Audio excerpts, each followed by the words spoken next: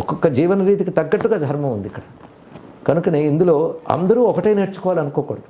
వాళ్ళు అలా, వీళ్ళు ఇలా, వీళ్ళందరూ ఇక్కడ సమాజం అని ఒకటి ఏర్పడుతూ, ఒక వ్యాపారి ఉంటాడు, ఒక రైతు ఉంటాడు, ఒక శ్రమజీవి ఉంటారు. వాళ్ళ జీవన విధానం వాళ్ళు పాటిస్తూ, ఎందుకంటే వాడు యాగం చేసి హవిస్సు వేయాలంటే ధాన్యం పండించేవాడికి మట్టిలో కష్టపడాలి. అంతేగాని అతను కూడా నేను యాగం చేస్తాను పండించేవాడు ఎవడు. కానీ ఎవరి పనులు వాళ్ళు. కనుకనే మన దేశంలో వర్ణ వ్యవస్థకు అందమైన శ్రమ విభజన. నాగరికత ఏ దేశంలో పెరుగుతుందో అక్కడ శ్రమ విభజన ఉంటుంది. యుగాల క్రితమే నాగరిక దేశం కనుక మన దేశంలో వర్ణ వ్యవస్థలకు అందమైన వ్యవస్థ. దానిని ఒక భయంకరమైన వ్యవస్థ కింద చిత్రీకరించారు. ఈ చిత్రీకరణలో మన విద్యా విధానంలో కూడా చూపించడం ఒకటి. రెండవది ఇందాక మెసాకర్ చేశారు. ఈ మధ్య బ్రాహ్మణ్ జెనోసైడ్ అనే పుస్తకం కొడుతూ మీరు గమనించి ఉంటారు. ఇక్కడ అనేక మందిని ఏ విధంగా సంహరించారు, చంపారు అనేటువంటిది ఇక్కడ. అంటే నేను ఒక బ్రాహ్మణుడిగా మాట్లాడట్లేదు, భారతీయ పౌరుడిగా మాట్లాడుతున్నాను, సనాతన ధర్మానికి చెందినవాడిగా మాట్లాడుతున్నాను. ఎందుకంటే మన సంస్కృతిలో మాట ఉన్నది, జన్మ సిద్ధాంతం అంగీకరిస్తాం. జన్మ సిద్ధాంతాన్ని అంగీకరించే ఒకే ఒక్క ధర్మం సనాతన ధర్మం. కనుక ఇవాళ బ్రాహ్మణ్ణి గజ్జన్మలో ఎవరినో, తర్వాత జన్మలో ఎవరినో. కనుక ఇది ఈ శరీరానికి ఉపాధికి మాత్రమే ఉంది. కనుక దేహాభిమానం వదలాలి అంటే ఆ వర్ణాది అభిమానాలు కూడా వదిలిపెట్టాలి. అందుకే వాటి పట్టుకుని నేను ప్రలాన కులానికి చెందిన వాడిని అనే అహంకారం కూడా కూడదు. ఈ జన్మకి ఇలా వచ్చింది, తర్వాత ఎలా వస్తుంది. కానీ ఈ జన్మకి వచ్చిన ఉపాధికి కొన్ని ధర్మాలు ఉన్నాయి, గర్వించే విషయాలు కాదు, బాధ్యతలు ఉన్నాయి. ఆ బాధ్యతలు నేను పాటించినప్పుడే నేను తర్వాత ఇంకా ఉన్నత స్థితికి వెళ్ళగలను అని గ్రహించి భారతదేశంలో ప్రతివాడికి ఇదే నేర్పారు. కనుకనే వర్ణము మొదలైనటువంటివి ఏదో ఒకటి దాచిపెట్టుకోవడానికి కాదు, అన్ని పంచిపెట్టడానికి ఏర్పడినటువంటివి. ఇప్పుడు వర్ణముకు కులానికి మధ్య ఏదైనా భేదం ఉందంట? ప్రధానంగా వర్ణమేనండి. కులాలు వృత్తిని బట్టి ఏర్పడినటువంటివి, వర్ణం వృత్తి బట్టి ఏర్పడలేదు ఇక్కడ. అవి గుణకర్మ విభాగశః అని చెప్పినట్లుగా అది జన్మతా వచ్చి ఎంతమంది వాదించిన. అయితే ఈ సత్యం తెలుసుకోవడానికి ఈ పెరుగుతున్న సైన్స్ ప్రభావం వల్ల కొద్ది కాలంలో వర్ణ వ్యవస్థలో ఉన్న ఔచిత్యం తెలుస్తుంది సమాజానికి, అందులో సందేహం లేదు. ఇప్పుడిప్పుడే కొంతమంది నిజమే ఇది గొప్పది, నిజాన్ని సనాతన ధర్మం బ్రతికింది వర్ణ వ్యవస్థ వల్ల. ఈ వర్ణ వ్యవస్థలో తర్వాత రకరకాల వృత్తులు, వీటి వల్ల కులములు అనేటువంటివి ఏర్పడ్డాయి. ఈ కులముల పేర్లు కూడా మనకి పురాణాది వాంగ్మయాల్లో కనబడుతున్నాయి. మరొకటి అందమైన విషయం ఏంటంటే వర్ణ వ్యవస్థ అంతా కలిసి ఒకే పరమేశ్వర దేహంగా వర్ణించారు. పురుషుక్తులు మనం చూసినప్పటికీ మంత్రం బ్రాహ్మణ సుముఖమాసి నుంచి మనం గమనించినట్లయితే అందులో ఒక మనిషి శరీరం ఎలాగో భగవంతుడి శరీరంలో ఒక్కొక్కరిది ఒక్కొక్క స్థానం చెప్పారు. అందులో ఎక్కువ తక్కువ ఏమీ లేవు. సమాజ గతికి పనికొచ్చే వర్ణం 4వ వర్ణంగా చెప్పారు. అదే పాదస్థానం చెప్పారు. అది గతి, మూమెంట్. పాదం అంటే అవయవం కాదు ఇక్కడ, అది మూమెంట్. తల అంటే ఆలోచన, చెయ్యి అంటే రక్షణ, ఊరు అంటే పంపిణీ. మనకు మొత్తం వ్యవస్థకు ఆధారం అది.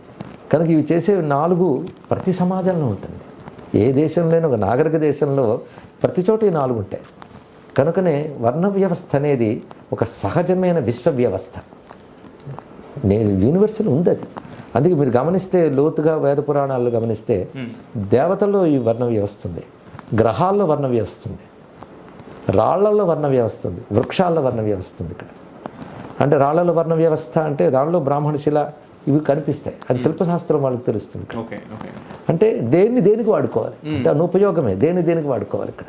అందుకే ఈ సమాజంలో ఒక తపస్సు, ఒక నియమపాలన, అధ్యయనం చేస్తూ ఈ సమాజ గతిని కాపాడడం కోసం కొందరు అంకితమైతే, దీని పరిపాలనా విభాగం రక్షణ చూస్తూ మరికొంతమంది, పంపిణీ విభాగం వాణిజ్యం చూస్తూ ఇంకొంతమంది, రకరకాల వృత్తులతో మరికొంతమంది, అందరిది కలిపి ఒక సమాజంలో అద్భుతమైన అవగాహనని చూపించారు. అయితే కాల ప్రభావంలో రాను అహంకారాలు వచ్చాయి. అహంకారాల్లో వైషమ్యాలు ఏర్పడ్డాయి. మొదటి నుంచి వైషమ్యాలతో ఈ వ్యవస్థ ఉన్నట్లయితే వ్యవస్థ ఇలా బ్రతికేది కాదు. ఒక వ్యవస్థ ఇంతకాలం యుగాల కాలం ఉన్నది అంటే వ్యవస్థ అంత బలంగా ఉన్నది. ఉదాహరణకి రామాయణంలో వాక్యం ఉంది. రాముడు పాలన చేస్తున్నప్పుడు గొప్ప మాట అంటాడు, రక్షిత స్వస్య ధర్మస్య చాతుర్వర్ణ్యస్య రక్షిత అన్నాడు. ఇక్కడ రాముడు స్వధర్మాన్ని కాపాడుకుంటూ 4 వర్ణాల వారిని కాపాడాడు అన్నాడు. మీరు ఇప్పుడు పరిశీలిస్తే వర్ణ వ్యవస్థ అనగానే అనేక రకాలు మాట్లాడుతున్నారే. నిజంగా ఏ కులాలు, ఏ వర్ణాలు లేని సమాజం వస్తే సంతోషించే వాళ్ళని నేను మొదలుపడినే అనుకునేవాళ్ళం. కులాల రహితంగా ఉండాలి దేశం అని చిన్నప్పుడు చదువుకునేటప్పుడు అలాగే ఉంటుంది అనుకున్నాం. ఇప్పుడు కులాలు తీసేస్తే రాజకీయాలు ఉండవు, కులాల మీద అందరూ బతుకుతున్నారు ఇక్కడ. కనుక ప్రతివాడికి కులాభిమానం ఉందండి. బాగా చదువుకొని ఉన్నత స్థితిలో ఉన్నటువంటి వాళ్ళు కూడా ఒకవైపు గొప్పగా విస్తారంగా మాట్లాడినప్పటికీ వాళ్ళకి కులాభిమానాలు ఉన్నాయి. అవునా లేదా? కులాభిమానంతో వచ్చి మన ఓటేసిన వాళ్ళు చాలా మంది ఉన్నారు వేరే దేశాల నుంచి. మరి ఉన్న కులాభిమానాలు ఉన్న ఎక్కడికి పోతాయి? కుల అభిమానం ఉన్నప్పుడు కుల వ్యవస్థ మీద అవగాహన కూడా ఉండాలి. అవగాహన లేకపోవడం వల్ల అభిమానం దురభిమానమై వైషమ్యం లోను చేస్తూ మొత్తం దేశం పట్ల ధర్మం పట్ల అవగాహన లేకుండా విడిపోవడం నేర్పుతుంది ఇక్కడ. కనుక వర్ణ వ్యవస్థ యొక్క అసలు స్వరూపం, కుల వ్యవస్థ యొక్క స్వరూపం తెలుసుకోవాలంటే ఒక యంత్రంలో రకరకాల పరికరాలు ఉన్నప్పుడు ప్రతి పరికరానికి ఒక ప్రాధాన్యం ఉన్నది. అలాగే ఈ సమాజంలో, ఈ దేశంలో ప్రతి కులానికి, ప్రతి వంశానికి, అలాగే ప్రతి వర్ణానికి ఒక ప్రాధాన్యం ఉంది. అది తెలుసుకుంటూ తమ బాధ్యత గుర్తెరిగి ఒకరితో అనుబంధం కలిగి ఉండాలి. అలాంటి వ్యవస్థ మనకు ఉండేది ఉన్నది కనుకనే ఇప్పటికీ కొన్ని పల్లెటూళ్ళల్లో ఆ వర్ణం వారు ఈ వర్ణం వారు కూడా వరుసలు పెట్టి పిలుచుకుంటారు, బాబా, అక్క, మామ అని. ఆ పాటించినప్పుడు మాత్రం సాంకర్యం ఉండదు. వాళ్ళు పిలిచారు కదా అని సాంకర్యాల్లో ఎవరి నియమాలు వాళ్ళు ఎక్కువ తక్కువలో ఒకరినొకరు గౌరవించరు. అది తెలుసుకోలేక, స్వరూపం తెలియక కేవలం నామాభిమానం అంటే ఫలానా కులం వాడిని పేరుతో అభిమానంతో ఉన్నారే తప్ప ఆ కులధర్మం పాటిస్తున్న వాళ్ళు ఎవరు లేరు కదా. ఇది గమనిస్తున్న అంశం ఇక్కడ.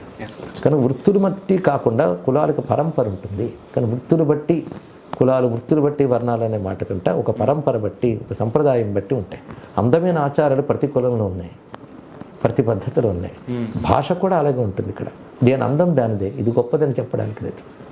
కానీ ప్రతివారు వారిది కాపాడుకుంటూ ఇంకొన్ని గౌరవిస్తూ ఇచ్చిపుచ్చుకునే వ్యవహారం ఉండాలి.